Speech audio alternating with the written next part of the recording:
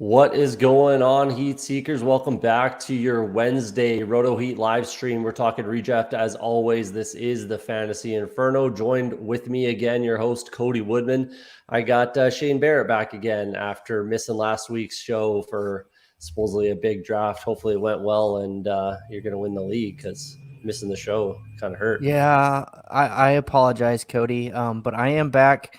It was our Pros with Joe's charity tournament draft with my buddy Dynasty Pat Loftus, and we are 1-0. So it was worth missing. I feel pretty good about our team, and we got to beat Jeff Bell last week, so that's always fun. Nice, yeah, nice start. It's always good to start 1-0. I'm personally 5-0 in all of my leagues, so that's Solid. a good start. You only have 5 leagues? Only 5, but I am jealous. It's pushing about $1,000 worth of buy-in fees. So Okay, that makes more sense then. Yeah, there you go. Joined with us. We had a last-minute cancellation, so I really super appreciate you joining the show, Mike at Drop the Mic FF. Tell the people what you're all about and who you are. I barely know you. Just met you 10 seconds ago. Yeah. Yeah, you can find me at Drop the Mic FF. I am a Dynasty writer and co-host for a show on Tuesday nights over at Going for Two. I also hang out with the Rum Boys Fantasy Network on Friday nights on their Friday night show, Rum Boys After Dark. Other than that, I'm in way too many leagues, and I just like talking fantasy football.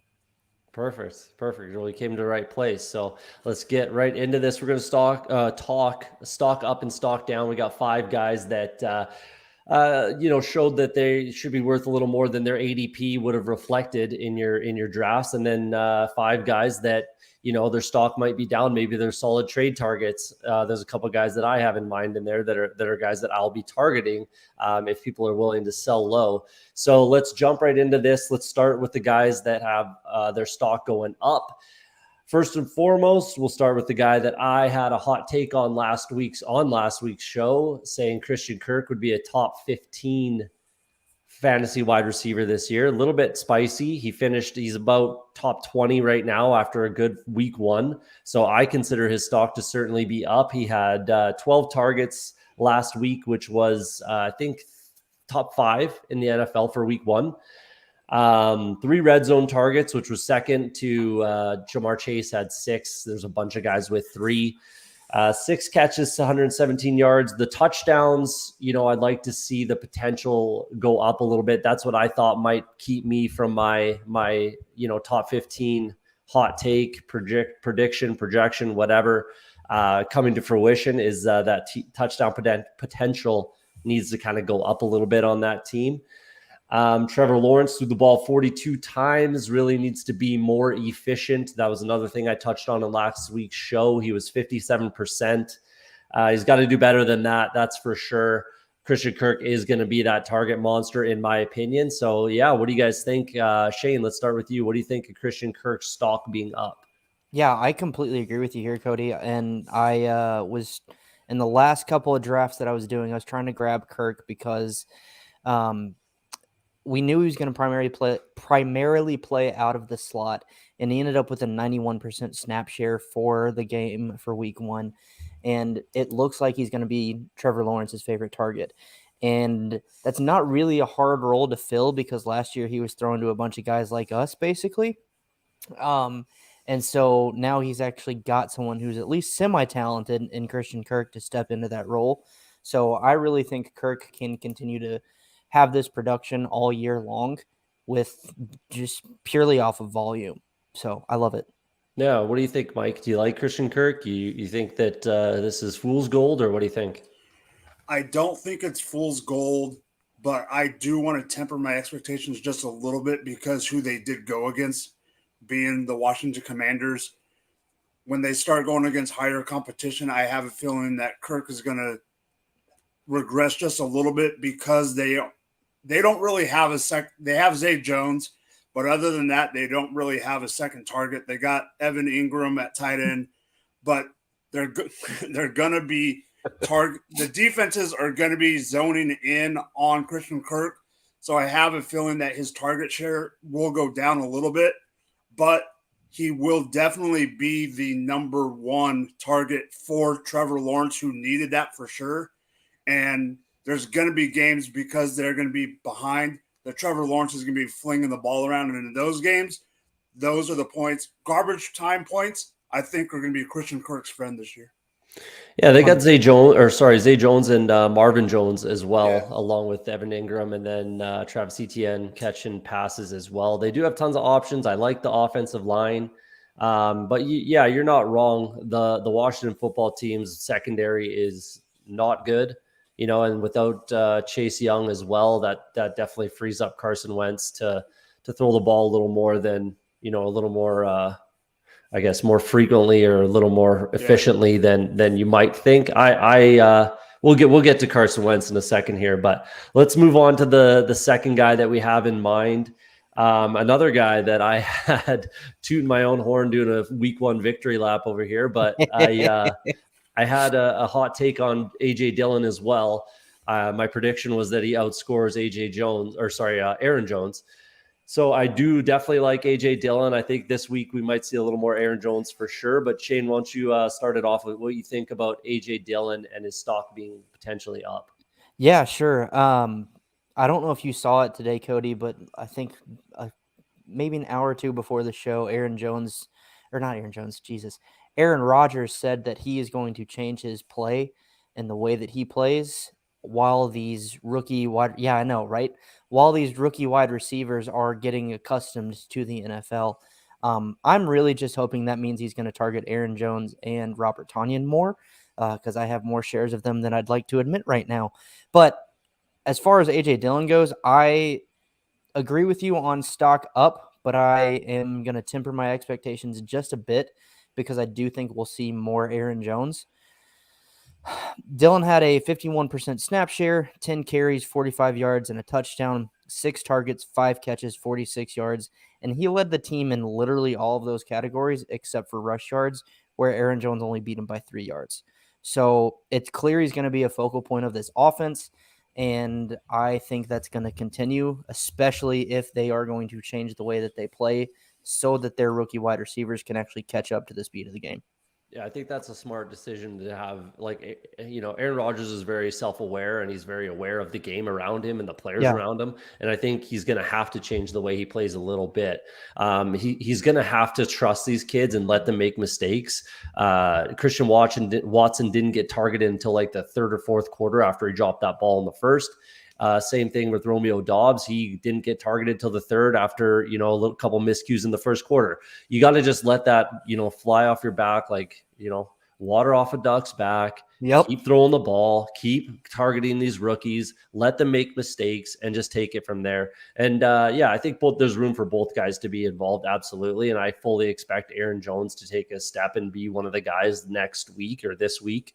If you remember last year against the Saints, when they had that horrible game, what did Aaron Jones do the next week? He was running back 2 over 40 fantasy points. So I could certainly see the same thing happening this week against Chicago. Mike, what do you think about AJ Dillon though? So I do agree with Shane about Aaron Jones' production going to be going up, but I absolutely love what you had to say because give me all the AJ Dillon right now. Stock up for sure. I love the fact when I was watching the game on Red Zone that all of a sudden I saw both guys in the backfield, not just over and over and over. I was hoping that they were going to do that. They said they were going to, but just like Aaron Rodgers, you can't trust what Matt LaFleur says. You never know what he's going to do. So when they started using both of them in the backfield on multiple sets, I had a good feeling about it. And I do agree that I think they're going to do that again and use Aaron Jones more out of the backfield as a receiver, which they need to do. But AJ Dillon's stock is up, and I don't think it's going to slow down this week with Chicago. Yeah, I think they run away with that game. And I think part of what Aaron Rodgers might be talking about is running the ball more because they need to run the ball more. Both running backs were very efficient. Aaron Jones was like, I think 10 yards a carry or something like that, or pushing it in week 1. And AJ Dillon was very efficient as well. So, they should potentially be running the ball 30 times a game, until these wide receivers get acclimated, get to the playoffs. And then you got Aaron Rodgers, one of the best quarterbacks in the NFL in the playoffs. So that's what I think that they should look to do. That defense let a lot of people down. I thought that defense would be very, very, very good, if not one of the best, and like units in the NFL. I Go ahead, don't Shane. know how you leave Justin Jefferson open that much. There was a couple of plays where he had Preston Smith on him in a flat. Like, in what world is that ever going to be acceptable? To me, not. It's never. And there was a couple times there's a linebacker on him. Like, that is just mistake after mistake after mistake. And that's one of the best wide receivers in the NFL that you just cannot afford to make those mistakes, in my opinion. And we saw it on Sunday that it just wasn't worth it, and it didn't work out. Completely agree with you there. So, and Cody, we'll see what happens. You hit it right on the head. Aaron Jones averaged 9.8 yards per carry on 5 carries. Yeah, it was extremely efficient. Why only 5 carries? And AJ Dillon, I think, was 4.9 or 5 yards a carry on 10. Yeah. So, very, very efficient in the run game. I don't understand why you're not running the ball 25 to 30 times at a minimum. Again, until these wide receivers get your trust, the trust of Aaron Rodgers, which is extremely difficult to earn, and until Allen Lazard gets, up to speed, and maybe Tanyan gets a little more healthy, all that kind of stuff. Pound the rock and win some easy football games. Shorten the game, win some games 21-7, whatever you got to do. So, we'll see what the Packers do. I'm not concerned about the Packers myself. I think they walk all over the Bears at home in prime time this week. So, not concerned. Massive favorite after a loss. 10-point favorite. 10-point favorite. So, yeah. And Rodgers hasn't lost in Chicago in like 5 or 6 games. And it's in Lambeau, actually. So, he's not losing in prime time at home against the Bears. Sunday night, season opener. It's not happening. It's not happening. So, I think the Packers walk all over the Bears this week. But let's move on to the next guy whose stock is up. And this one's a bit of a surprise to me, is Michael Thomas. I did not think that he was going to just start the year hot and heavy, 2 touchdowns. He looked great. The Lions share, I shouldn't really call that because I think it was only one more target, went to Juice Landry. I think he had 9. Mike Thomas had 8. 5 catches. He had 2 red zone targets. And guess what? He caught them both for touchdowns. So that's extremely efficient, and touchdowns are king in fantasy. We all know that. So I think that as long as Jameis Winston can stay as efficient as he did, 67% completion rate, he looked okay. He got a little bit banged up, but we'll see how he ends up. 0 interceptions, 2 touchdown passes, again, both to Mike Thomas. Like I said, Jarvis Landry was good as well, but I think we're going to see some of those targets start to migrate over to Mike Thomas as he gets up to speed, which it looks like he did towards the end of that game. Mike, what do you think about Mike Thomas? I'm bummed. I agree with you that his stock is up, but I'm bummed. I know we're focusing on redraft, but this offseason, I was selling him because I thought he was going to be a problem child this year again. But I have to admit, I was wrong, and his stock is up. I do like the fact that Winston was targeting him. Landry, I think, is going to take some of that pressure off of him, which is going to free him up. I think if Landry wasn't there would have been more presence on him. And then with Olave still being young and a rookie, Olave caught the 2-point conversion on one of Michael Thomas's touchdowns. But I just think it's stock up for Thomas, and I honestly don't see it slowing down in the next few weeks because he's going to get more involved in this offense. And since he was out all last year, he doesn't have a rapport with Winston yet. Yeah, I think we saw that as the game went on. He got better and better and got more targets and looked better, got those touchdowns. They struggled obviously offensively early in the game. And then once they started getting going, who was it? It was basically because of Mike Thomas. So he looked great. And as long as he's healthy and as long as he's on the field, I couldn't see this really slowing down either. He's, at one point he was one of the best, if not the best wide receiver in the NFL. So, that potential's there. But Shane, what do you think about Mike Thomas? Yeah, I agree with both of you that his stock is up. I am going to play off of Mike and think that it can actually go higher if that's possible. You guys have both kind of mentioned it, but he was on kind of a snap count and only played 61% of snaps.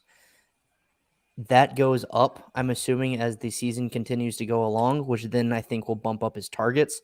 I'm also bummed, Mike, from a dynasty perspective, but for a different reason. It's because I was trying to draft a lot of Chris Olave.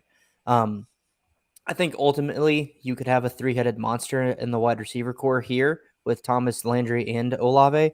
but Thomas is going to be the king of the castle and that three-headed monster. Yeah, this is the best wide receiver core we've seen with the Saints for a in while. a long time. A long time. So, and we've never seen Mike Thomas with even a running mate, and now he's got two. So we could see him go absolutely nuclear potentially. I'm a little bit bummed too, because I just wasn't going to put my trust in Mike Thomas. I was not going to draft him. I have him pretty much nowhere, even in best ball. Because I just was too concerned about him not playing again. But I think that, the stars are going to align, I think, for the Saints. And, we didn't make team hot take predictions last week, but I bet on the Saints to win the division this year. I think that they're a very, very good team, and they could be the best they've been offensively since Drew Brees was throwing for 5,500 yards and, 40 touchdowns every year. So we'll see. But, I think what happened to Shane? Dropped off. He'll be right back. So, I think we could see Mike Thomas absolutely kind of go nuclear here. So let's move on to not the next guy we have on the list, because I know Shane really wanted to talk about that guy. Let's go to Carson Wentz, the only quarterback on stock up. So 66% completion rate. He did have the two interceptions, 4 touchdowns. He did have 6 carries as well. I was thinking about this last night, and I think you could absolutely make an argument that these are the best weapons that Carson Wentz has ever had. At least since Ertz, Alshon Jeffrey, and Nelson Aguilar were kind of all in their prime, sort of a thing. But with Scary Terry, Johan Dotson, who we'll talk about in a second, and Curtis Samuel looked great. As long as if Logan Thomas can get going, they got J.D. McKissick out of the backfield as well. You could certainly make an argument that these are the best weapons Carson Wentz has ever had in his career. So there's that. The O-line, is reasonable.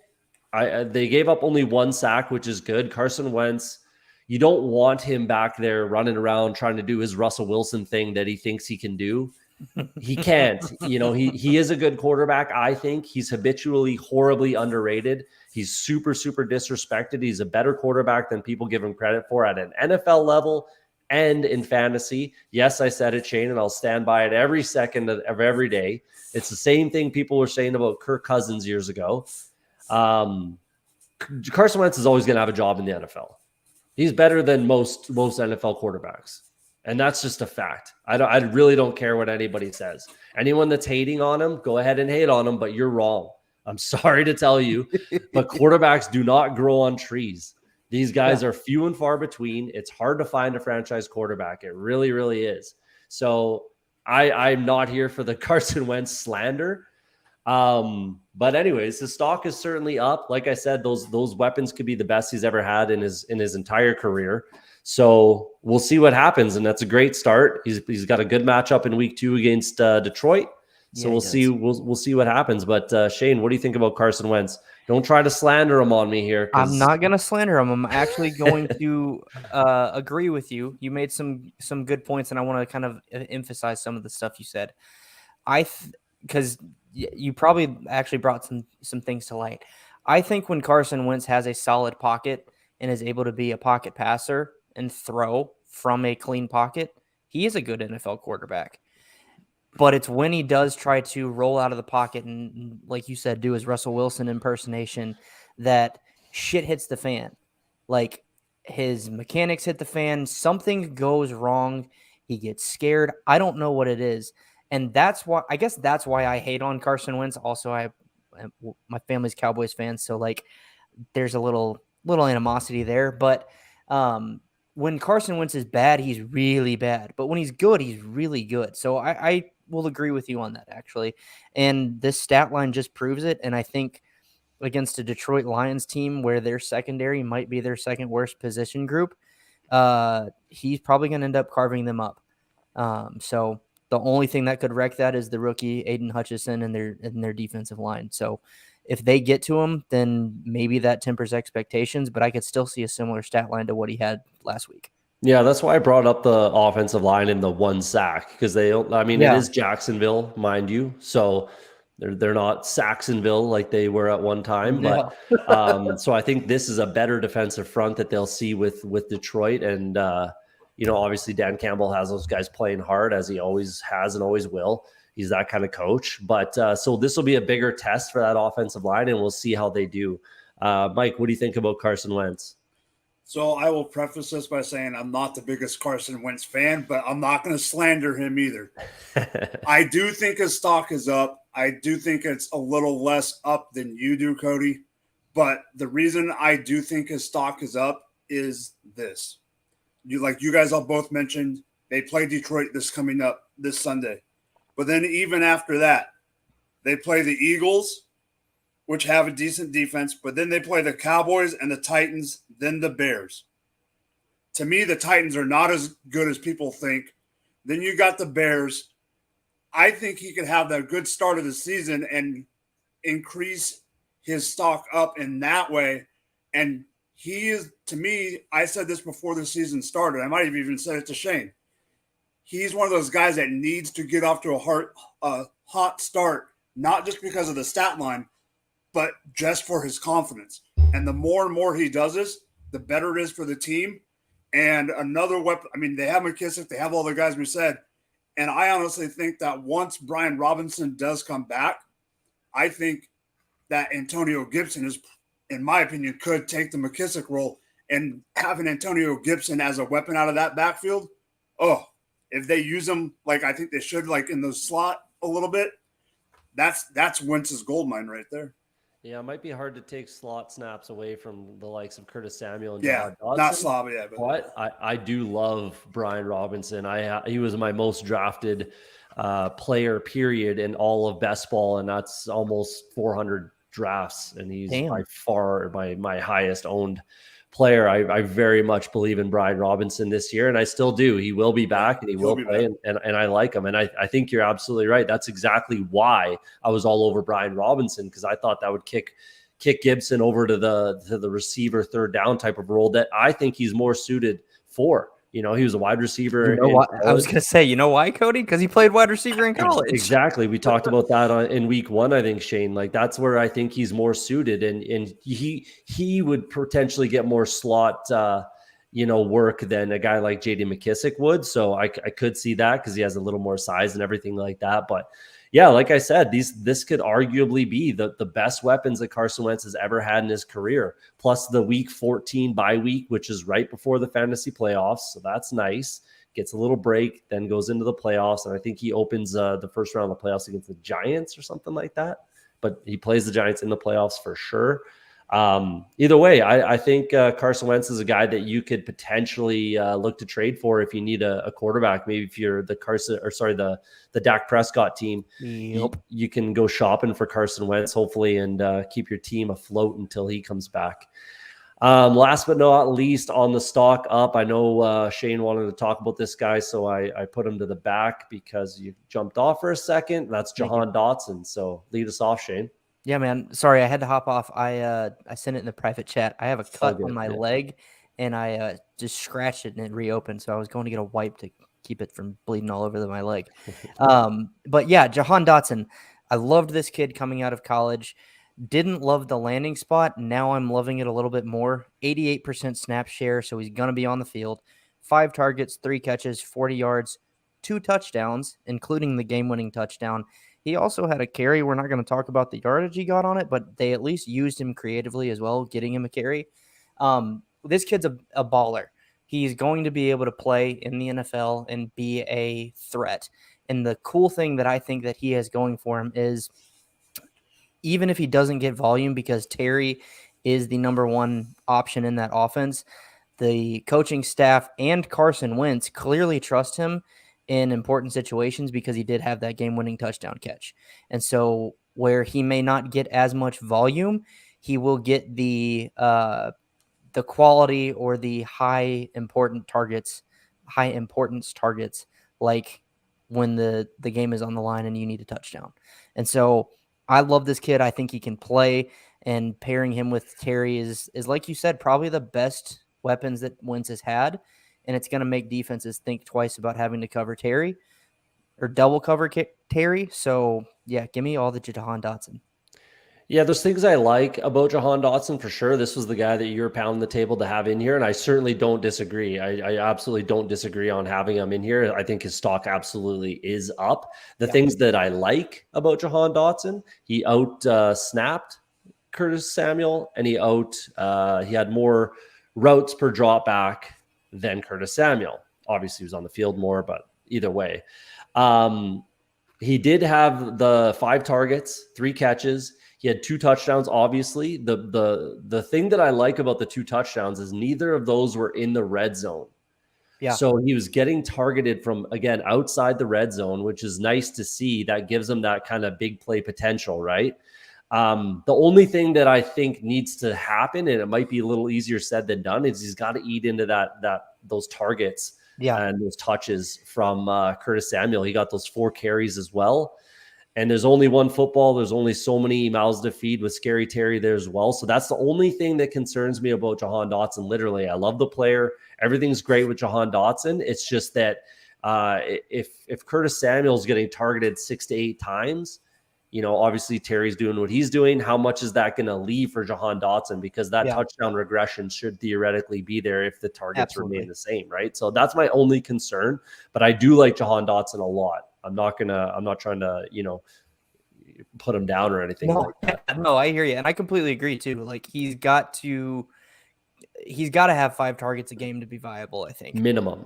Yeah. Absolute minimum. Yeah. Mike, what do you think about Dotson?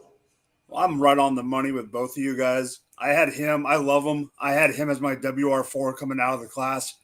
But the thing that scares me is Curtis Samuel, because Ron Rivera was Curtis Samuel's coach. He likes Curtis Samuel. He hasn't been healthy yet. Now that he's healthy, I think it all has to do with workload and snap share, and that's the only thing that scares me. I think it's going to be one of those situations where later down the road this season, it could be almost a 3-way split where we're not going to like either all 3 of them, and that scares me with even Terry. Yeah, that's fair. That's definitely, again, there's only one football to go around, plus the running game. Again, when Brian Robinson comes back, are they going to hammer the ball a little bit more, which is something that Ron Rivera definitely likes to do. You can remember when they had 2,000-yard rushers with Carolina, they did not have 1,000-yard receivers. So yeah, it's going to be interesting, a little later in the season, how they're going to distribute the carries and the touches. But, either way, I think all of the Commanders wide receiver stock is up, to be honest, with considering how Carson Wentz played and considering we have him as a stock up guy. So there you go. For sure. Beauty, let's move on to the stock down guys, the guys that you might be able to buy low if you're looking for a trade target. We'll start with, and this is a guy, there's a couple of guys. The first 2 guys we're going to talk about are being talked about, I'm sure, on every single show on YouTube and every single radio show and everything like that. And that's Cam Akers to start it off. I think that Cam Akers is a good running back. He's definitely going to be able to get the job done. I think he was a little bit in the doghouse and a little bit maybe still banged up. I think that, he still did get some opportunities. It's not like Darrell Henderson went out there and lit the world on fire and is going to just command those touches over Akers every week in, week out. That wasn't the case, in my opinion. McVay has already come out and said that Cam Akers is going to get his shot this week and kind of alluded to him being in the doghouse. So I think that's all it was for Cam Akers. I'm not concerned. I think he comes out against Atlanta this week and has a good game and kind of retakes that stranglehold on the starting running back job, or at least, a lot closer to a 50-50 split. I think we'll settle in at about a 60-40, 65-35 type of a split throughout the season between Akers being the 60 and Henderson. He's still going to get his, but Mike, what do you think about Cam Akers, and are you super concerned about that production in week 1? I am a little concerned. I might be stealing this from my buddy up above me, but I personally don't believe that they wanted him to play really at all week 1. I think they went into this, and it could be a doghouse, it could be the injury, it could be a couple things. But what I think their plan really was to have Darrell Henderson be the number 1 back and have Kyron Williams be the number 2 back. And when Kyron got hurt on the opening kickoff, they lost their number 2 running back for the game. I think they wanted to rest Akers one game and have Akers really come in against Atlanta just because of health and maybe the doghouse, like you mentioned, because I did hear that later on in the week. I think the Kyren Williams injury messed that up. And then when he only had 3 carries? I think 3, 13 to 3. And like you said, I've always been a little bit of a Henderson believer. I think maybe it's the whole Memphis thing because I like guys from Memphis now. I didn't realize that till this year.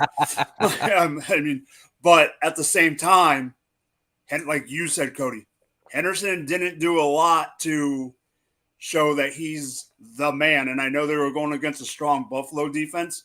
I am lower on Akers than you are, but I am not out on Akers. Yeah, like I said, I think he could be a good trade target, like a buy low target, if someone's willing to trade a guy that you might have drafted in a round or two later in the fourth, fifth, sixth round, something like that. Cam Akers was usually a 3rd round guy. But I think that was it. I think it was a little bit of both. Potentially that injury still kind of kicking around because he did have something creep up in the preseason. And then, maybe he just wasn't working as hard as McVay would have liked to have seen, something like that. That's what it sounded like. Obviously, we're never going to hear the whole story and never going to get the full truth.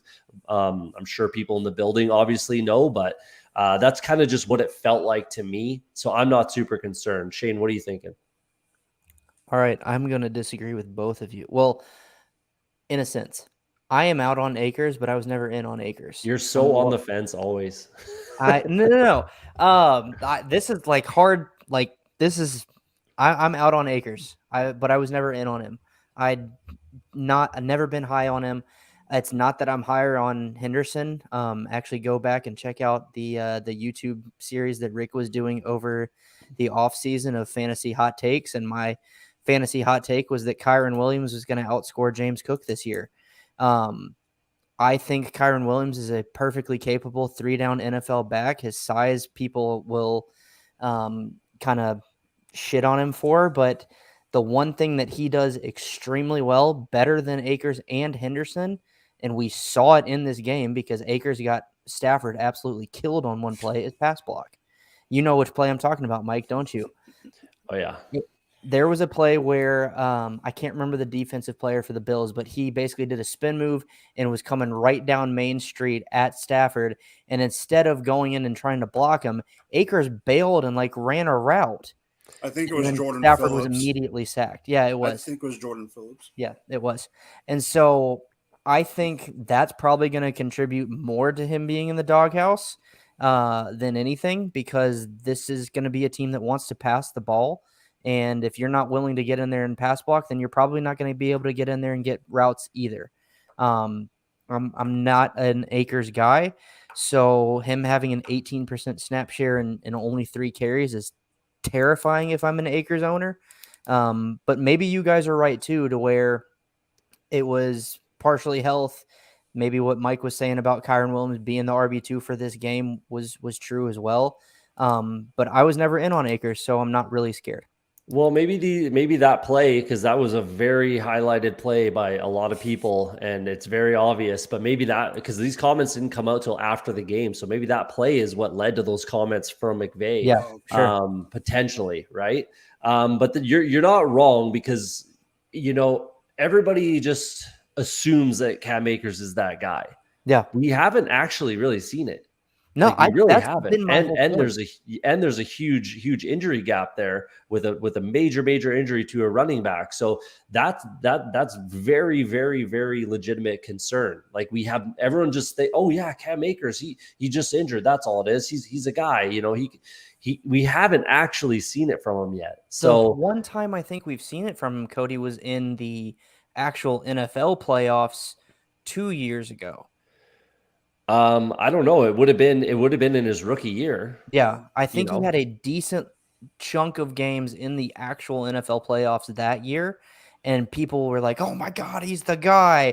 And then he got hurt last year. So, I've never seen glimpses. We've seen glimpses. It's there potentially, but we haven't actually seen him be on the field enough to be like, yes, long term, this guy is going to be a viable fantasy option especially where he's been drafted.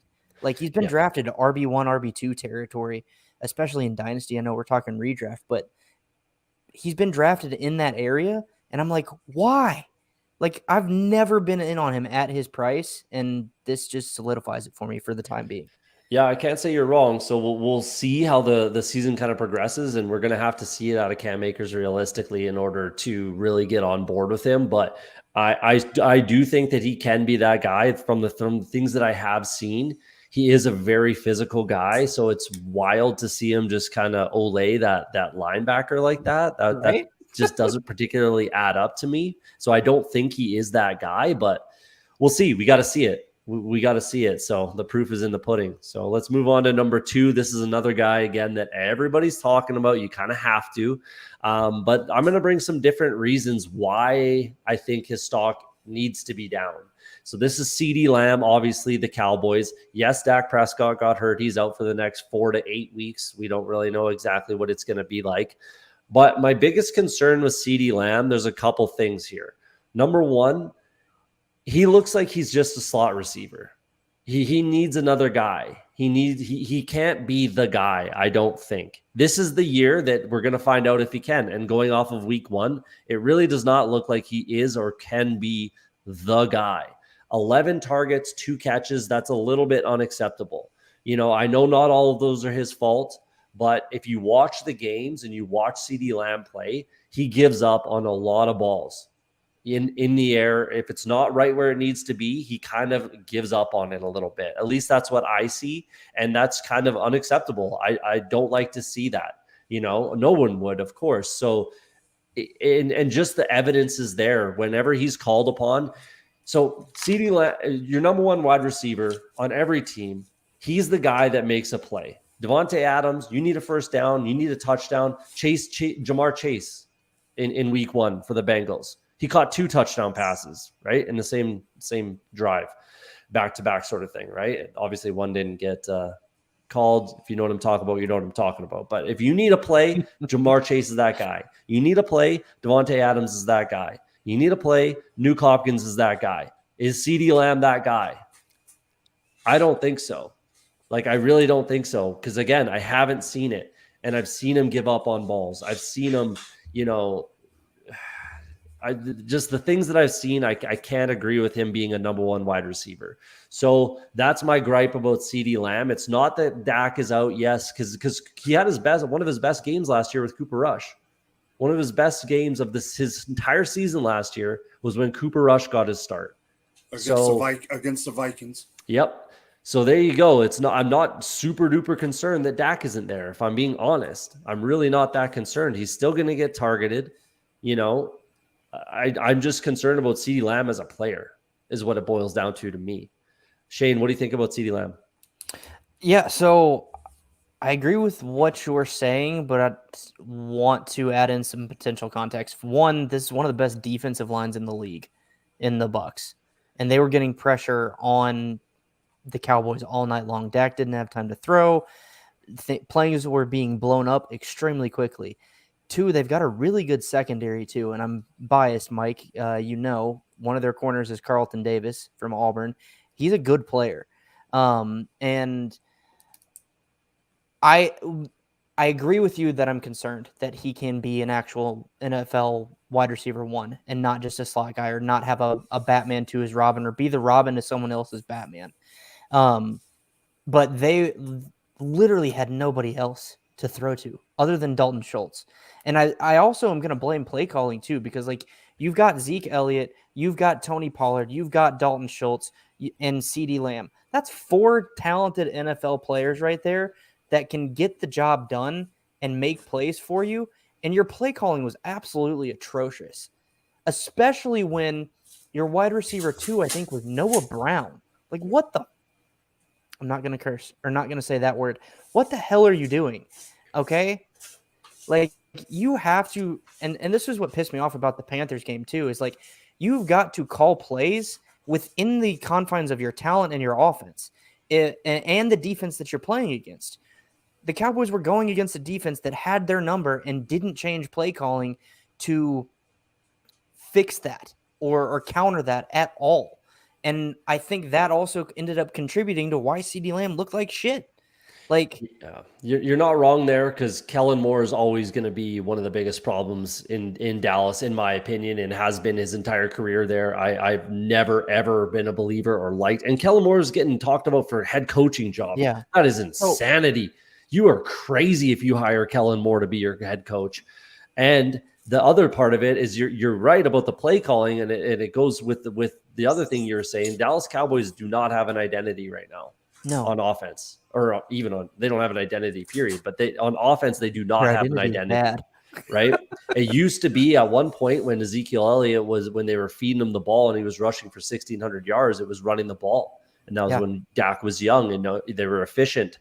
And then, there was other issues with the team that kept them from, making long playoff runs and stuff like that. But that was their identity. So, he averaged 5 yards a carry at least, Zeke did, against a very good run defending team. So yeah, you're right. I think they just need to build an identity, probably fire Kellen Moore, and then figure it out from there. And you might see some better results.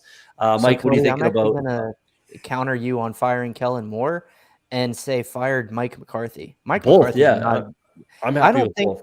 McCarthy is a good head coach. Jason Garrett was worse, but I think Kellen Moore, with the right leadership with your head coach, can be an okay or a decent play caller. But with what he's currently got and what he's been working with, I'm just like, what the hell? Like, what are you doing? He gets too cute sometimes, and it's frustrating. Yeah. In last week's show, I said that oh man, I'm drawing a blank on the defensive coordinators. Not Mike Nolan. He got fired last year. Oh, Dan Quinn. Dan Quinn. I said that he'd be the head coach of the Cowboys before the year is out. I love it. I would love that so much, honestly. We'll see if that happens. But that was a small little, like, out of the ether, or just out of thin air type of hot take I had last week. Mike, what do you think about CeeDee Lamb? Go ahead. I'm going to keep it nice and short because you guys are right. I'm out on him. But part of the main reason I'm out on him, besides Dak being out and everything that you said, Cody, is, you have Cooper Rush coming in, and he might not be the worst backup, and he might be sufficient. Like you said, CeeDee Lamb had a decent game with them last year. But their game plan has to completely change, and I understand, Shane, that you said Tampa Bay's got a great defense. But the offensive line is so horrid that I don't care if Dak was behind center. That is part of the reason I'm out on CeeDee Lamb, because I don't think right now that offensive line is so bad that that's going to be the detriment to the team. Not CeeDee Lamb, not Tony Pollard, not Zeke. One of the reasons I'm trying to figure out what I'm going to do with Zeke, because I have Zeke in a few redraft leagues, is because that offensive line can't block. Yeah. Well, we'll see it when Jason Peters gets going and ends up starting for this team. And then Tyler Smith, who did look good in that game. He had a couple things, but he's a rookie, and he wasn't even playing left tackle in the preseason. He was playing left guard, which is where he'll slide back into once Jason Peters gets going, and he can still play football. So we'll see if it kind of levels out, and as the season goes on, if they can improve as a unit, because that offensive line is going to have to play together as a complete unit. And if they don't, they're going to be the last place team in that division. I still think they have a shot at being that regardless. And I would have said that before the week one and before Dak went down. Yeah. Okay. Yeah, okay. I would have. So let's move on to number 3. This was another guy Shane brought up. We wanted to talk about Devonte Smith as a stock down guy. I definitely agree. But go ahead, Shane. What do you think? Yeah, this one was really confusing to me. I didn't get to watch much of the game, but just looking at the stat line, he was on the field 96% of the time, 4 targets, but no catches. I have no idea what happened. And now part of that, like, obviously AJ Brown is through the freaking roof because he had, I don't remember what the final stat line was, but at one point it was 9 catches for 143 yards. I don't know if he got any more after that. And so that's probably a contributing factor. I'm not too worried about him long-term because the snap share was there, and I think targets will probably balance out because there's no way that A.J. Brown can have this type of volume every single week, and they were playing Detroit, and we talked about Detroit earlier. They're horrible. So I think this will balance out, and he'll be okay, but he's a definite buy low candidate for me right now. Yeah, Mike, what do you think about Devonte? I'm kind of in the middle on him, to be honest, and here's why. A.J. Brown being the big signing, the big guy, great receiver in the league. From the goal line, from their own goal line to the 20-yard line, it was A.J. Brown, A.J. Brown, A.J. Brown. But once they got to Detroit's 15-yard line, it was run the ball, option, that play where Hurts goes the ball. Looks like he's just going to like walk for a couple yards and then sprint to wherever he wants to get. I mean, I watched some of it, and when you have a game where all three running backs and the quarterback score a rushing touchdown, I personally think that's going to continue. And what scares me is that Devonte Smith is not going to get the red zone targets. Those are going to go to Dallas Goedert, A.J. Brown, and the running backs, and that's going to limit his potential. Yeah, you hit on my biggest concern with not only Devonte Smith, but also A.J. Brown and any receiver for the Philadelphia Eagles. Jalen Hurts had 16 passing touchdowns last year. I'm not sure how many of those were in the red zone, but exactly like you said, like I'm not sure that he's efficient in the red zone as a passer. Obviously, 4 rushing touchdowns. They were the number 1 team in rushing last year. Obviously, it's looking pretty good so far this year for them. They have 3 quite good, very capable running backs that all can feed off each other and do a little bit of different things. But yeah, I think for Jalen Hurts in the passing game, he's either throwing a 50-yard touchdown or him, Kenny Gainwell, or maybe it's a little dump off to Kenny Gainwell type of a thing in the red zone. But it's either a 50-yard touchdown or, Miles Sanders is running it in. He's running it in. Maybe Boston Scott, maybe Kenny Gainwell. And that also brings some, cloudiness to the running back position with Philadelphia as well. So, yeah, I mean, I do like Devonte Smith as a player, absolutely. But obviously, everybody knew that A.J. Brown coming to town would really hurt his value. And I think we're just seeing what it actually is going to do in week 1. I think this is a big hit to Devonte Smith. I'm not sure if I would look to buy low on him right now. If I'm being honest, I would probably want to see worst case scenario though. You hope so. You got to hope so. If you're an owner or if you do want to buy low on him, you have to hope that this is the absolute worst case scenario. They were up in the game for the majority of the game.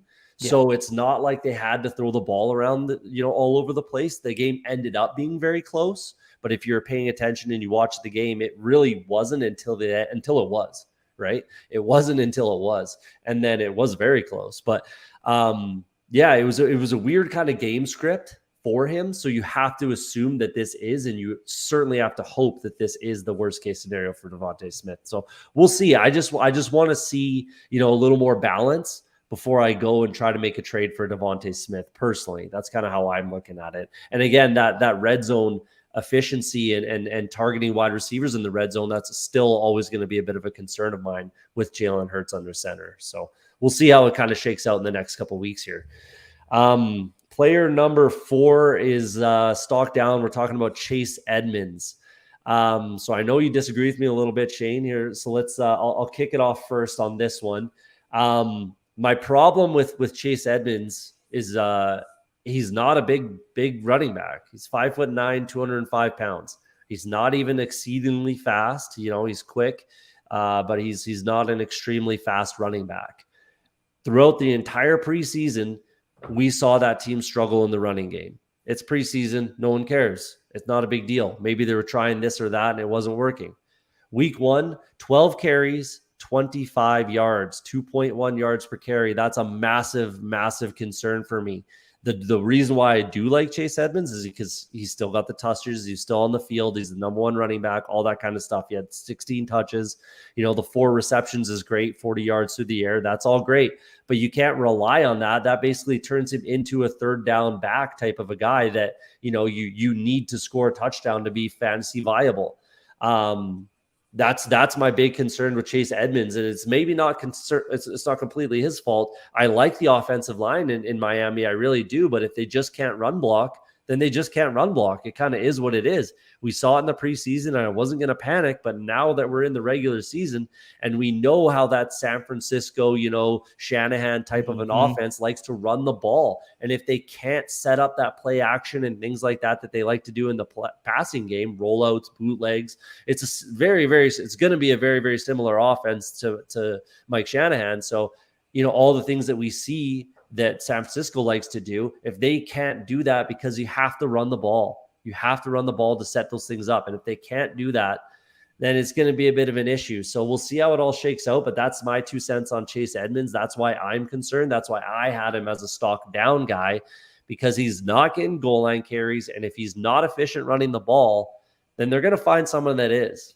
And if that's just not him, then he's going to turn into a third down back. And that's just how it's going to go potentially. So we'll see. Shane, what's your rebuttal? Because I know you disagree. Yeah, and it wasn't a major disagreement. It's more, I think he's stock neutral instead of stock down. And that's because, like you said, the volume is there. So 12 carries, 25 yards. That is really concerning, the 25 yards, but it's also confusing. Like, how do you have 12 carries and only 25 yards? But then Raheem Mostert had 42% of the snaps, and he didn't do much better on 5 carries. The thing that Chase Edmonds has always been good at, though, is that pass catching back. And so if it does demote him to just a third down back, I'm not super concerned, because I could see his targets going up even with Hill and Waddle, because Gesicki had 1 target and 1 catch. And so I think Edmonds is more stock neutral than stock down, and it's because volume is going to be king in fantasy football, and he got the volume for this offense. So yeah, you're not wrong, but like I said, the big concern is that the offensive line. If they just can't run block, then they just can't run block, and they didn't do it for Mostert. They're not doing it for. We'll see how that kind of shakes out. But at the end of the day, is where he going to land going to be? Kenny Gainwell. That's my concern. Yeah. Where he the carries start to pull back, and he's still getting the passing down work. Kenny Gainwell had that touchdown. They're pretty close right now, so we'll see how it shakes out. My concern is, yes, that he pulls back to a Kenny Gainwell type player, and that's not what you drafted him for. That's not good enough. That's not what you want. So we'll see. We just need he has to get more efficient. Do you know off the top of your head what his ADP was? I was like in best ball, it was like 80, low 80s, low to mid 80s, right around where Clyde Edwards-Helaire was being drafted. Okay. Sort of thing. So, yeah.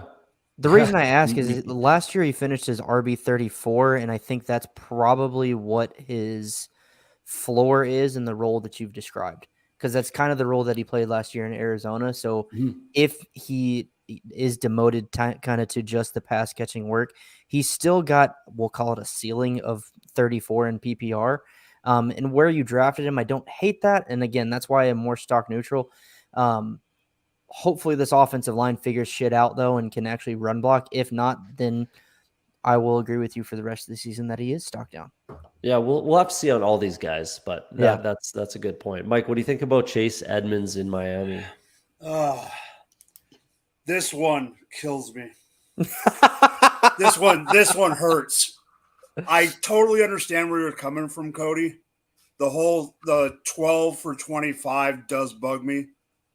I am more stock neutral like Shane, but honestly, give me all the Chase Edmonds, because I think at the end of this, it's going to be Chase's backfield. I mean, I don't think it's going to be no 80-20 or anything like that. I think it's going to be more of a 60-40 split. My thing is, I don't think New England's front seven is that bad of a defense. That's probably the strength of their defense. And with saying that, I also do think that with, like you said, it's going to be more of a Shanahan offense. And that was part of my concern going into the year was, is it going to be a full split, stuff like that with Mostert? You still have Gaskin there. Not saying he's going to do much, but just like Shanahan, you never knew what running back was going to be the guy.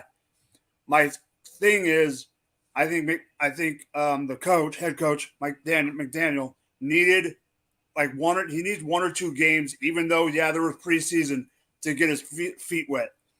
From what I did see, some of the play calling was a little wonky to me. Just like Shane said, it was a little wonky in the Cowboy game.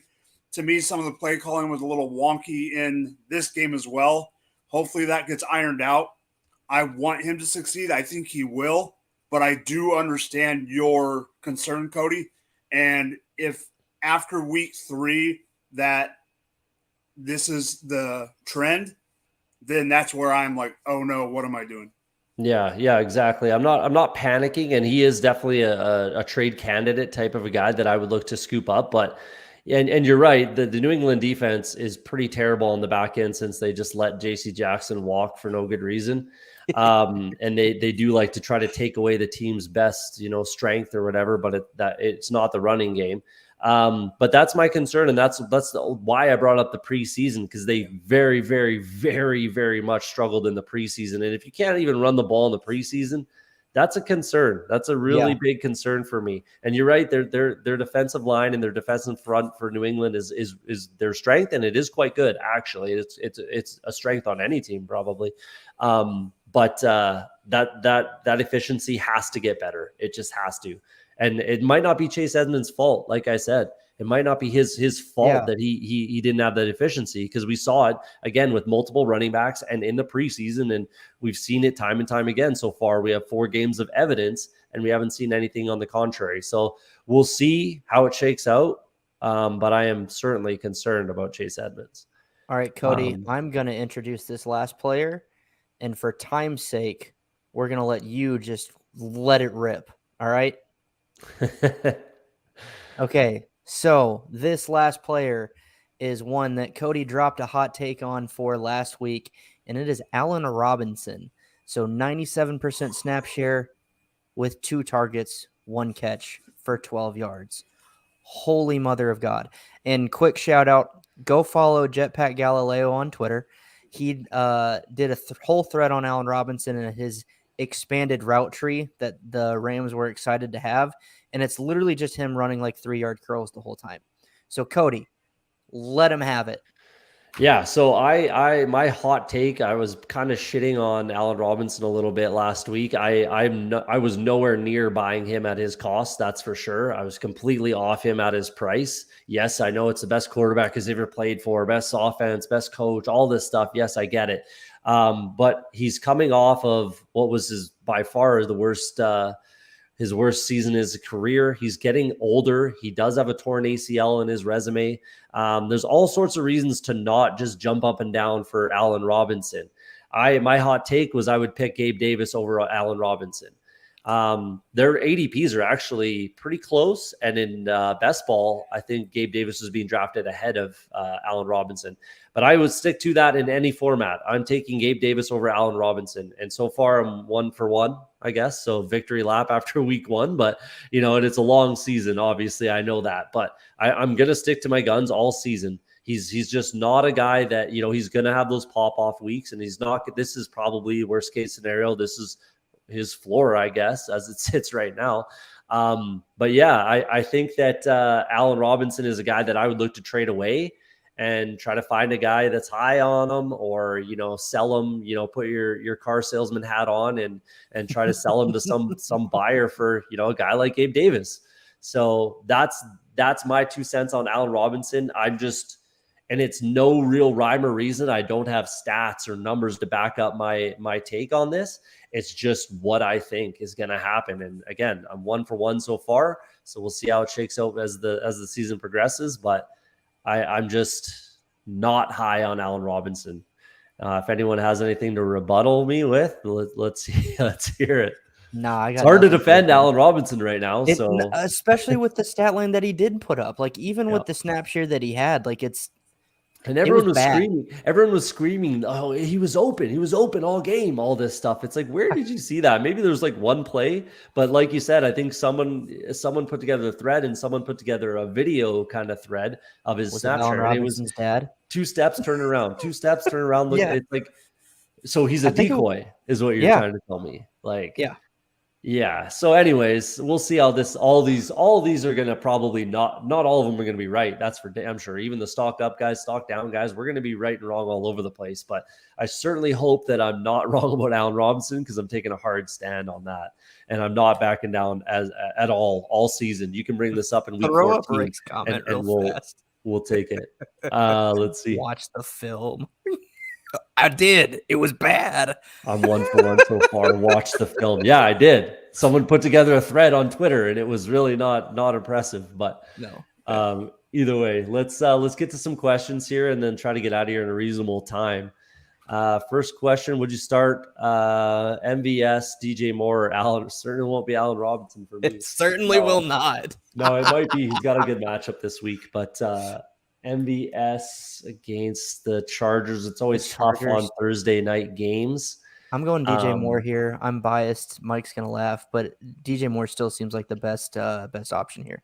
I'm taking DJ Moore as well. It's a clean sweep. It's a clean sweep. Yeah, I'm taking DJ Moore as well. He wasn't super efficient, but that offense got better as the game went on, and he was on the field for every single play, and he's running routes. Why? So, do you know why it got better? The play calling changed. They actually decided, run the offense that was going to work. Yeah, who knows if that was a little bit of Baker Mayfield still getting accustomed to it and everything like that. I watched most of that game, and it was frustrating, especially as a Baker fan. Like, I don't know what McAdoo was doing. All right, let's move on to the next question. What's his name? Robinson, Aaron Robinson, the corner for the Giants, is out this week. Oh, okay. So that should bode well for DJ Moore as well. What do we got here? Also, would you pick up Jordan? Yeah, I'm assuming Jordan Mason. And drop James Cook as a stash on my bench. If it's Dynasty, no. If it's redraft, I'd consider it. I would hold on Cook, but yeah. It really depends. Cody's going to laugh. It's going to depend on your roster. Take a stand, man. I mean, I want to see at least some practice work first. Like it does bode well for Mason over Tyrion Davis-Price that he was active and TDP was not in week 1. So that bodes well for him. Jeff Wilson can get the job done, but he's not going to be like a bell cow. There's going to be another guy coming in. Mason's by far the biggest back on that team. Maybe TDP is similar. They're both big backs, so he could get that goal line work. But I am sticking with James Cook. I'm going to ride him out certainly for another week. What I would do is potentially, wait till the end of the week. If you got a guy that's out, put him on your IR and then go ahead and get a free Mason pickup. And hold on. I have to interrupt the show. Okay. Do out players belong on IR in fantasy football? Yes. Their designation is OUT. Okay. Yes. G-Man J and anyone else that agrees with him, you're an old man. You can suck it. Out him players and Tommy Fan would get along, I guess. Yeah. Let's move on. Dotson, Landry, or London. Is this for this week? I'm not sure, but I am taking. I'm going Dotson. I'm taking Dotson as well. Actually, I couldn't fault you for Drake London. I'm probably going London, actually. Against the Rams? Yeah. Okay. Yeah, I'm going London. I know it's Stephon Diggs, but a lot of wide receivers got a lot of good work against the Rams there. And, Jalen Ramsey's still Jalen Ramsey, but I think that they're going to be coming back in that game. They're going to have to throw the ball, and they really only have 2 guys to throw it to. So I'm going to take Drake London here for this week, if that's what this question is. What do you think, Mike? I'm leaning Dotson, but after your thought, I concede doing London, but in a standard I go Dotson in London. I don't think that change. I don't think that changes my opinion. I think that actually lowers my opinion on Landry more than. I was going to say it raises my opinion on Landry. On Landry, no. Yeah. No, in a standard league, puts him at the definite back of the pack for me. You in think? A standard league, yeah, because he's a PPR guy. Yeah, he's a PPR guy. That's what. Yeah. So I don't know. I'm going London, Dotson, then Landry. I couldn't fault you for starting Dotson over London. I'm going Dotson because the matchup's better. Yeah, fair enough. Yep, that definitely is against the Lions. Should I trade Edmonds for Ayuk and Lance? Yeah, what? Absolutely. Why did you ask that question? Just throw a second of hesitation. I'm an Edmonds fan, and I'm making that trade right away. Yeah, I absolutely am making that trade without a seconds of hesitation. Yeah, I think that's a clean sweep. Juju or MT? I'm going Mike Thomas. I'm gonna roll the dice on Mike Thomas there. I know that Tampa Bay does have a good pass rush. They have a good defense. Period. But the Saints' offensive line is a ton better than the Cowboys' offensive line. Yeah. We obviously had a whole segment about Mike Thomas tonight, and Juju didn't get a ton of work in Week 1. I think for the first time in a long time, Patrick Mahomes doesn't care who he's throwing the ball to. So. And we saw it in Week 1. So I'm rolling the dice on Mike Thomas here personally. I'm with you. You're stressing, Mike. What are you thinking? Shane knows exactly what I'm thinking, but I have to lean Mike Thomas. Yep. He's a Chiefs fan, I think. In the back That's why. Yeah. I assumed that was why, but I was like, I'm not sure. Trading away Dalvin Cook for Judy and Chubb. So one of my hot takes last week was that Dalvin Cook would finish outside of the top 10 for running backs. So absolutely, I'm making this trade. Judy looked great. I thought he would. Judy was a guy that I was all over last week throughout the show. Every single question that was asked about Jerry Judy, I was starting Jerry Judy. Hopefully a lot of people did. And Nick Chubb is Nick Chubb. 141 rushing yards, 22 carries, something like that. Yeah. Didn't get the touchdowns, but he will this week. So, yeah. Yeah, this is easy Judy and Chubb for me. Yeah, I like Dalvin Cook this year, but but when it comes to Denver's offense and the argument between Cortland Sutton and Judy, I'm in the Judy corner, and I've always been a Chubb fan. So even though I love Dalvin Cook, it's not a question for me. Yeah, I'm actually I agree. I'm a Judy truther over Sutton. The year before, I was a Tim Patrick over Sutton guy. So it's not that I hate Sutton. It's just I don't know. Yeah. It seems like it. Josh Jacobs or Dobbins. Throw the next comment up real quick. I have to go all the way to the bottom to try to do it and then find my place again. So it's kind of it's literally the one right after that. It's the same guy. Oh, okay. Wait, so are you saying Josh Jacobs is a free agent? Like you can pick him up off of waivers or free agency? Because if that's the case, I would drop maybe somebody this is a else. dynasty question because Jacobs' contract's up after this year. That's what I don't know. Either way, I think I'm actually taking Jacobs short term. I love Dobbins for dynasty, but give me Jacobs for this question. Yeah, if it's a start this week question, man, that's a toss up. Probably still Jacobs. For sure. Even though Dobbins practiced in full first time. Thank God. So, yeah, it's Jacobs for me, partly because of the Dobbins being rusty, but we'll see. Yeah, I'm not sure if that's a dynasty question because of this comment. If Jacobs is a free agent in your league, pick him up. Yeah, absolutely. Do we trust Sky Moore? I do not personally. There's just too many mouths to feed, and there's only one football there, and there's too many other good players. Kelsey's going to absolutely eat the most, and then maybe Juju, and MBS is going to be the downfield guy. Not this year. If Juju's off this team next year, he's only on a 1-year contract. In a dynasty setting, I love Sky Moore, but not for redraft, and not this year, not right now. 100%. Anyone disagree? Nope. Even me as a Chiefs fan, I can't disagree with this. I just dropped Sky Moore last night. Yeah, I just think that, Cody, I think the best part of what you said was there's too many mouths to feed. Yeah, Mahomes has said that himself. Yeah. This offense from a fantasy perspective is going to be frustrating because it's going to be inconsistent on who the guy is each week, other than Kelsey. Kelsey, yeah, exactly. What up, fellas? Which two would you play? Half-point PPR, Jamal Williams, Ramondre Stevenson, Breeze Hall, need 2. Jets play the Browns on the road. Detroit plays Washington at home, and then New England plays Pittsburgh on the road. To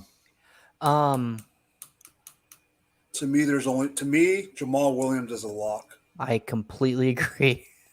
And then it's like, who the hell do you pick for the second one? I'll go Breece Hall. I'm going Breece. I know Pittsburgh just lost TJ Watt, but I'm going Breece because he did get a little bit of action in the second half, and I know that's because they were losing. But I'm a Ramondre Stevenson stan and a truther, but not in how they ran it last week. I know Montgomery's out with the IR, but I still want to see more with New England's offense, partly because you got Joe Judge and Patricia running it. I want to see what they do. They need to show more. So I'm going Breece Hall and Jamal. Yeah, that's fair. I'm taking Ramondre Stevenson here. I think that because of Ty Montgomery being out and Ramondre Stevenson was getting a lot of that third down work kind of in lieu of having a guy. So I think by default, he's going to get that a little bit. And Joe Mixon had 9 targets, 7 catches last week against Pittsburgh without TJ Watt. They should run the ball a lot more, New England. They're not going to have to be coming back against, Miami threw up a lot of points early. And they had to try to throw the ball, and that really didn't work out. Mac Jones is banged up, so you might as well run the ball 40 times. We know that Belichick does not care. He'll run the ball 50 times. It doesn't matter. So didn't they have a game last year where Jones threw it like three times? Yeah. So I'm taking Ramondre Stevenson here against what could be a much weaker defense, and they have been susceptible to running the ball. So I hope you're right, Cody. I hope you're right. I'm taking Ramondre, and I really can't fault you for it either, Cody. Like, this was really a toss-up for me. And I'm going Breece Hall, actually. Even though Jamal had those 2 touchdowns, he didn't have a crazy workload. He really didn't. He got those touchdowns, yes, but DeAndre Swift is the guy. He is the guy there, and I'm gonna go with Breece Hall, who's going to get a little bit more work. I just think that the game flow in these 2 games, I'm taking way longer than I need to on this question, but I think the game flow on these 2 with these running backs will favor Stevenson and Breece Hall. I think that, they might have to throw the ball a little more with Washington. We'll see. And with DeAndre Swift there, there's no way that Jamal Williams scores 2 touchdowns again. It's just not going to happen. So I'm actually taking Stevenson and Breece Hall, even though I really, really like Michael Carter. I'm a huge Michael Carter truther. And I like him, Cody. All three of us. There we go. But I'm still taking Breece Hall just because I think the game flow will favor him, and he did get a little more run in at the end of last week. So that's who I'm taking. Trade Antonio Gibson and Christian Kirk for CeeDee Lamb. I have Aaron Jones and Joe Mixon and Cooper Kupp, Mark Andrews. Okay, you got a bunch of good wide receivers, a couple good running backs. Yeah, I'm not making that trade. I like Christian Kirk a lot. He, obviously, from my segment last week, and stock up this week, stock down for CeeDee Lamb, and Gibson can be that guy. Maybe I do make that trade. Do you roll the dice? You got a good team. Nothing wrong with rolling the dice there. You could take that trade, I guess, and gamble on CeeDee Lamb. Yeah, I'm doing it. I would do it, but I'm super close like you are, Cody. I am too, just to be clear. Yeah. It's 2 points per reception, 10 team. 2 points per reception. Wow. I'm going to say yes because of that, because I think CeeDee Lamb's going to get the volume still. Obviously, Kirk will too, but the real deciding factor for me is Chris Godwin is out for 4 to 8 weeks, I think, if I remember correctly. And T. Higgins might not play this week. Still day-to-day with that concussion. So if both of them are out, I would rather have CD than Kirk. This is really close, actually. This is extremely close. I think it's a gamble. I think you're gambling on CeeDee Lamb being that guy. I think right this second, the Kirk and Gibson side is the better side, but that could completely change. That's a strange trade to make after week 1. That's a sketchy trade to make after week 1 because it could go a lot of different ways. But I would say take it and gamble on CeeDee Lamb as well. I'm with you guys on that. Hey guys, what's the best lineup? PPR, 2 running back, 3 wide receiver, and flex. Well, Jefferson, Hill, you're starting without question. Yep. Never, ever are you ever even thinking about not starting those 2 guys. So that takes care of 2 of your wide receivers. And you got Mike Williams. I like Mike Williams, a lot this week. Kamara, you're not starting Kamara. What did he practice today? Do we know? I'm not sure. I Okay. was on the road all day. I would. So here, I'll give it to you. Jefferson Hill, Mike Williams, Judy, Javonte Williams, and Kareem Hunt, pending Kamara's injury. But do you want to start Javonte and Judy? Yeah. Fair enough. I'm looking at Tyler Boyd, especially if T. Higgins doesn't play against Dallas. I'm looking at Tyler Boyd. I had him as a starter Over last Judy? week. Yeah, if I'm starting Javonte Williams, which I am. Okay. So I'm going Kamara because I'm starting Kamara. I'm starting Jefferson. I'm starting Hill. Those are no questions. Yep. I'm not drafting Kamara where I drafted him and then sitting him in week 2. It's just not happening. So I'm playing Kamara. Javonte Williams, I am playing as well. And then I'm looking at Tyler Boyd. Judy's up there too. Mike Williams is there. Obviously, you got a flex, so you can rotate those guys in as you see fit. Hunter Renfrow against that terrible Arizona defense is not a bad play either, but those are the guys I'm looking at. Yeah, it's 10 team. It's 10 team. Yeah. So, or was it? I just looked it up. Kamara was limited today. Okay, so I'm playing. Kamara. I would monitor Kamara, and then if he's playing and healthy, start him. If not, I'd pivot to Hunt. Yeah, I agree with you guys. Rick just won't let this go with Allen Robinson. He's gonna take that one to the grave. And then I have a trade where I get Mike Williams and Jeff Wilson for never trading AJ Dillon. I'm never trading AJ Dillon ever. He's off the block. He's one guy that you would have to so overpay for me to trade. You get Mike Williams and Jeff? No way. I'm keeping Michael Carter and AJ Dillon personally. I should read the rest of the comment. Do I accept? I'm taking this because of the rest of the comment. He's fine at running back with CMC, Kamara, Fournette, and Zeke. His top receivers are McLaurin, Juju, and Thomas.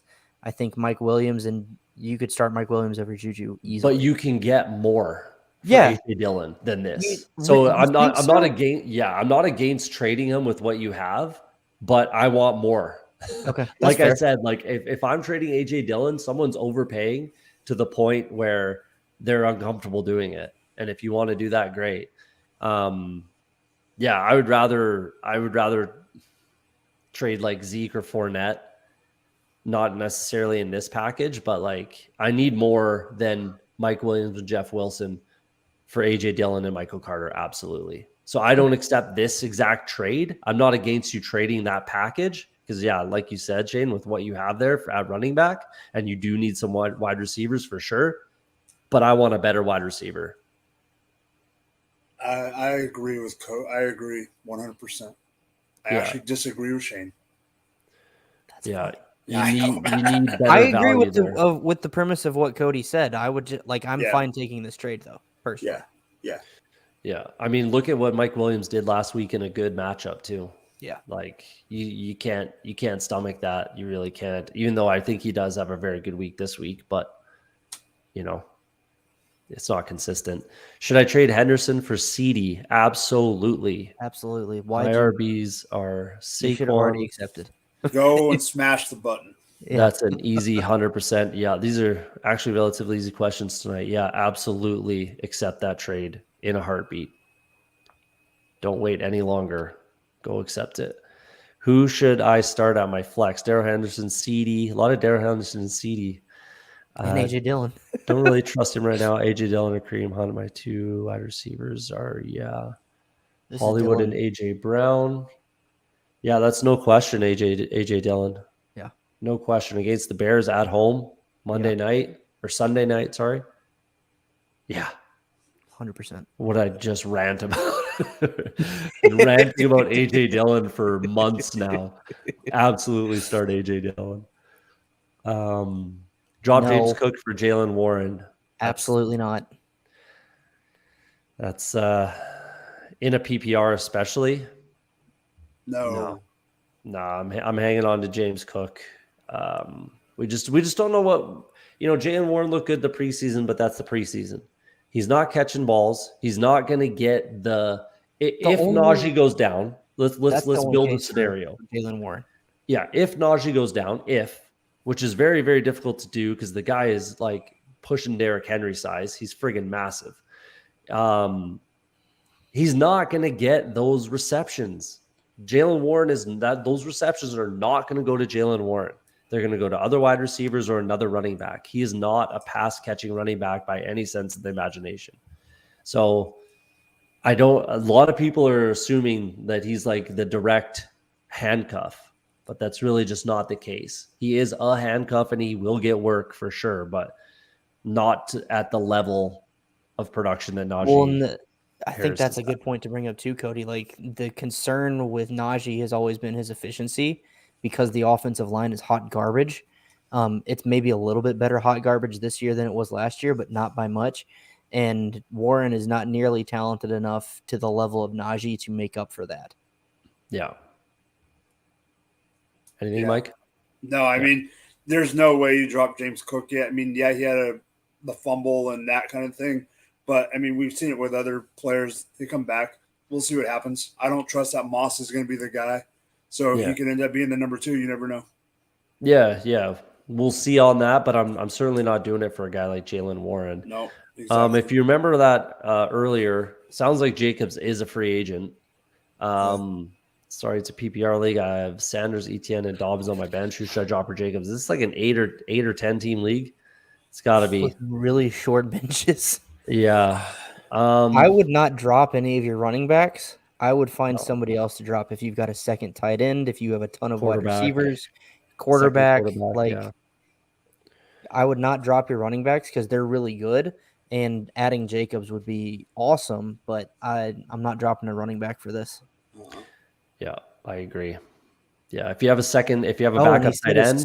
Starters are CMC and Akers. Exactly. If you have a backup tight end or a backup quarterback, maybe, but even still, you got tons of running back depth. I guess just ride it out with what you got. It's got to be a 10-team league max. So, yeah. Definitely. This is a good question. What would be a good tier receiver to get for AJ Dillon? This is obviously piggybacking off the previous conversation there. So a guy like, Christian Kirk is a guy obviously in a package. I don't know if I would do AJ Dillon for Christian Kirk straight up. Running backs are more valuable than wide receivers. That's just what it is. That's always going to be the case in fantasy. Always. I don't even care where they were drafted ADP wise. So don't let anyone talk you into trades if it was like, oh, I drafted this guy. I don't care. Running backs are more valuable, especially a guy like AJ Dillon, who is again, pushing Derrick Henry size, 6 foot 250, ran a 4.4 something. Yeah, it was like 4.4 something. Fast. I love AJ Dillon. Again, I want a guy that someone's not willing to trade. Like I would. What about DJ Moore? That's what I was going to say. No, I'm not taking DJ Moore for AJ Dillon. Well, I think it's around that area. I mean, a guy like Christian Kirk, I don't hate that. Maybe like Terry McLaurin, I would make someone pay like that high for AJ Dillon. I would take DJ Moore personally, and let's say we take out the fact that I'm a Panthers fan, I'd still take DJ Moore for AJ Dillon. Yeah, I mean, like DK Metcalf is what I would take. Maybe, maybe not even. He did get some good action in that game. I would even try to get 2 wide receivers. You had a package there. Your wide receivers a little weak. Oh, he had Terry McLaurin too, I think, on his team. But a guy like that, look at a 3rd or 4th round wide receiver. Just go through your draft history, see what the draft went like, and look at a 3rd or 4th round wide receiver, and be like, this is my price, man. I'm not selling low. Why do I sell low? And this is a perfect time to sell high on AJ Dillon, because we could see, yes, Aaron Jones go off next week and AJ Dillon, kind of pull back a little bit. Then his price goes down. So that if you do want to sell him, now's a good time. But I'm making someone kind of overpay personally. I just like AJ Dillon that much. What about Pittman? Pittman, absolutely. Yeah, I would take Michael Pittman for sure for A.J. Dillon. Absolutely. Absolutely. I don't know if you could be able to get that trade. Yeah, I don't think – I just figured – I just wanted to see where you're at. Oh, for sure. I like A.J. Dillon a lot, but Michael Pittman's the real deal. So, yeah, no question I would do that. But if you went Michael Carter and A.J. Dillon for Michael Pittman, that might be able to get it done. Something along those lines. Hope that helped. James Johnson, the second. Full PPR, choose a RB and flex, Hall, Ramondre, Mooney, Chark, London, McKenzie, Dobbs, RB and flex. RB, I'm going Ramondre, personally, over Brees Hall. I'm going Hall just because I did on the last. I went over Hall over Ramondre in the last question, so I'll stand ground there. But at the flex position, DJ Chark got some good work last week, actually. He got a fair amount of targets. He didn't exactly show up, but he was on the field and he did get targeted. Washington's, corners are pretty suspect. Drake London, we made a case for him as well. I'm not, going to go out there and start Romeo Dobbs, especially if Alan Lazard is back. McKenzie, I just don't think that there's a consistent enough work there. So those guys are off the table for me. Mooney, I think that defense will absolutely come back and step up and be the defense they're supposed to be. And he's the only wide receiver that's really any good on that team. So I'm taking him off my board personally. So it's either Chark or London for me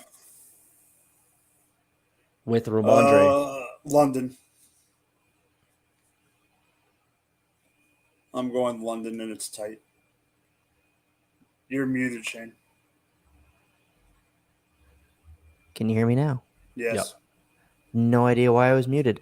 I'll start over. I'm taking Ramondre and Mooney. I think while Mooney is the only receiver on that team, other than the only other viable target is Cole Kmet, I still think he'll be good enough and get volume and be good enough to beat this defense. Like this is not meant to sound as hot takey as it's going to be, but he's a good enough wide receiver like Justin Jefferson, a route technician, to be able to beat that defense. Yeah, fair enough. I think, we're pretty split. So yeah, we're all over the board. Who do you like as well? And then kind of piggyback off that. My bench spots are these guys. It's a 10-man league. If you have Mitchell on your IR and you got a free spot, take Jacobs there. But other than that, I think just stand pat with the Jacobs thing. Just leave him on free agency. Well, if you've got Kirk Cousins on your bench, then you're obviously starting somebody else. Drop him. You could drop him, yeah. It's a 10-man league. Quarterbacks are dime a dozen realistically. Especially if you have a better quarterback that's starting than Kirk Cousins, then you should be able to drop Cousins. James is trying to convince the owner of AJ Brown. That's a good route to go on, but he's just very expensive right now.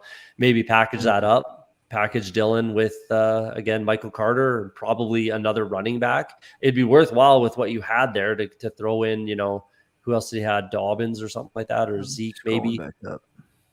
Like I would maybe take out Michael Carter and then throw in Zeke and get Jeff Wilson back from what the guy. Michael Carter and Juju like that, or is that enough? That's not enough for AJ Brown. No, God no. But AJ Dillon and Juju would get it done. Yeah, you could try. I might that. even try and get something smaller back with AJ Brown. Yeah. Yep, it's worth exploring that if he's willing to trade AJ Brown, but his price went up after this week, unfortunately. Yeah. So, should be the last question. We'll see. What would y'all try to get for Cup in a trade? I would not trade Cup. There's pretty much nothing I can get that's gonna equal what he is. You all saw my running backs earlier, Madre, Breeze, and Jamal. So I need some running backs. He also has Devonte Adams. Here's the thing that people get a little too hung up on is I need a running back because I have these two great wide receivers. Points are points. I don't give a shit where you get those points. Points are points. It does not matter where they come from. It doesn't matter if your running back position hurts or your flex spot hurts or whatever. Don't take away from a strength to try to, thin yourself out for what's perceived as depth, right? So Craig Wayne Don't trade Adams. Don't trade Cup.